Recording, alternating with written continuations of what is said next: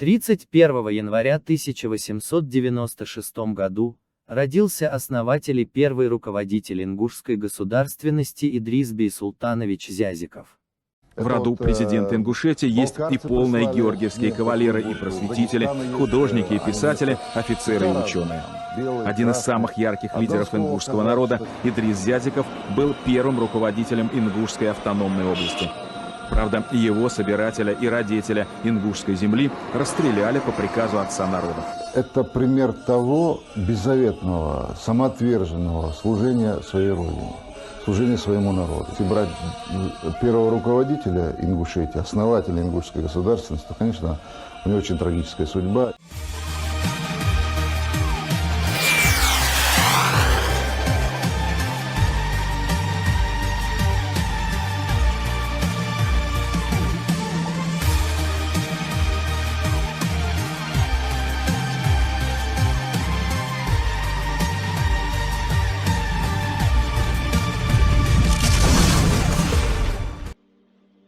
Современная эпоха с ее бурными событиями может быть правильно понята и оценена только на историческом фоне. Только благодаря ему можно установить, кем были наши предки, и как они боролись в интересах своего народа, своей страны, жертвуя порой собственной жизнью. Во все времена в обществе выделялись отдельные личности, которые как будто знали особые секреты, как повести за собой людей, увлечь их своей идеей. Им присуще особое природное обаяние, душевная откровенность, умение широко мыслить. Одной из таких незаурядных личностей среди ингушского народа являлся Идрис Бей Султанович Зязиков.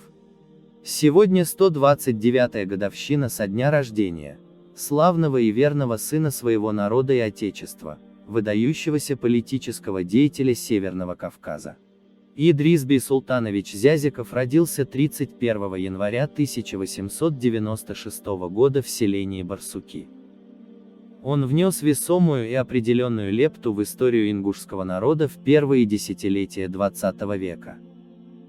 В свои неполные 30 лет он был уже руководителем Ингушского областного комитета ВКПБ, секретарем Владикавказского бюро Юго-Восточного крайкома партии, органа, осуществляющего координацию деятельности партийных организаций Ингушского округа. Являясь членом крайкома партии и будучи членом Национальной комиссии Краевого комитета ВКПБ на Северном Кавказе, он был активным проводником национальной политики. С ним считались, к его слову прислушивались, и он все делал с чувством присущей ему ответственности. Идрис Зязиков учился в школе, где преподавал его отец, известный в то время педагог, один из первых народных учителей Ингушетии, Бейсултан Мочкиевич Зязиков. Успешно окончив школу, Идрис Зязиков сразу же поступает в училище, находившееся во Владикавказе. Проработав непродолжительное время учителем, он в 18 лет поступает в столичный сельскохозяйственный институт, ныне сельскохозяйственная академия имени Тимирязева. Ему казалось, что перед ним должны открыться двери в большой неведомый мир. И двери эти открылись, но, к сожалению, не в тот мир, куда манили его благородные мысли, а в мир жестокий, завистливый и бесправный. Время было смутное, тревожное. Шла Первая мировая война.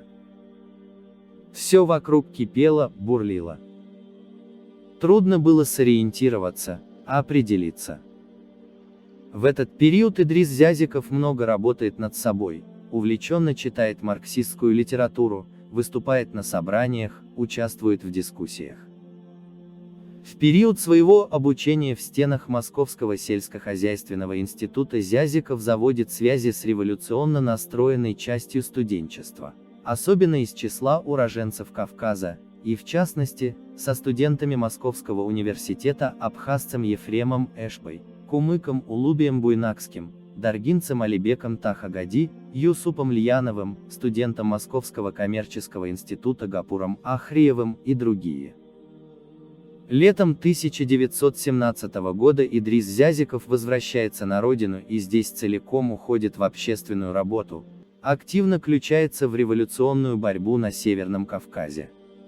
Сельхозинститут он не заканчивает, уходит с 3-го курса, но ему очень пригодились те знания, что он успел получить в стенах данного вуза.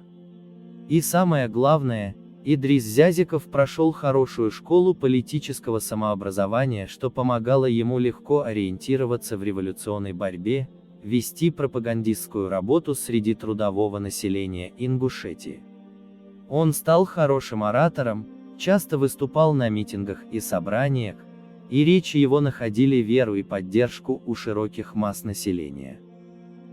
Идрис Зязиков становится членом Ингушского национального совета. В 1918 году он вступает в члены ВКПБ, становится одним из активных организаторов создания Ингушской партийной организации, работает в Терском областном народном совете в качестве инструктора. В августе этого же года он принимает участие в подавлении белогвардейского восстания во Владикавказе. Много сил и энергии он отдает разгрому бичераховских банд. В период Деникинщины Идрис Зязиков работает вместе с Серго Орджоникидзе и другими руководителями Терской и Северокавказской организации Компартии, сперва в Горной Ингушетии, а затем в Подполье и в Плоскостной, где он становится секретарем комсомольской организации, работая среди ингушских трудовых масс. Талант Идриса Зязикова, как истинного революционера, подлинного интернационалиста, человека и гражданина, особенно ярко проявился в годы, когда он возглавлял партийную организацию всей Ингушетии. Он читал лекции и проводил практические занятия по темам «Национальный вопрос», «Международное положение», роль и значение ингушской организации РКПБ в перестройке общественного быта Ингушетии, партийная работа в деревне. Много внимания Идрис Зязиков уделял воспитанию молодых кадров, терпеливо и настойчиво учил тогдашних комсомольцев партийной грамоте, умению работать, общаться с массами и с максимальной отдачей трудиться на благо своего народа. Идрис Зязиков не обходил своим вниманием и детей. Он часто бывал и в школах, дружил с пионерами. Он был доступен каждому, кто хотел его видеть. К нему приходили десятки, сотни людей со своими неотложными делами. Ему писали письма со всех уголков Ингушетии, и он при всей своей занятости старался найти время и слово для каждого письма и для каждого из посетителей. Отрадным событием в жизни Идриса Зязикова явилась его женитьба на дочери царского полковника Ярыча Хантыгова. Многие считали, что Идрис поступил опрометчиво и необдуманно, взяв в жены дочь врага советской власти, но его мало волновали эти пересуды. Идриса Зязикова считали одним из сильных специалистов по проблемам межнациональных отношений Северо-Кавказского края. Он был чуть ли не штатным членом Национальной комиссии Краевого комитета партии, участвовал во многих спорных вопросах и компетентно разрешал их. Были и те, кому в Идрисе не нравились его образованность, честность, бесстрашие, принципиальность. Враги ингушского народа видели в нем своего непоколебимого противника. Особенно они почувствовали это, когда был поднят вопрос о передаче столицы Владикавказ Северной Осетии. Первый удар на семью Зязиковых обрушился в 1919 году. Его обвинили в ограблении Серго Орджоникидзе. Это была неприкрытая, грязная клевета. Но тень была брошена, и Идрису пришлось доказывать свою непричастность к этой дикой акции. Недолго торжествовали победу его недруги. Зязиков не сломался, устоял. Он обратился с заявлением в Кавказский краевой комитет ВКПБ, требуя изучения и пересмотра своего дела, так как виновным себя не считал. Создается комиссия, которая после тщательного изучения сути дела однозначно заявляет о невиновности Идриса Зязикова.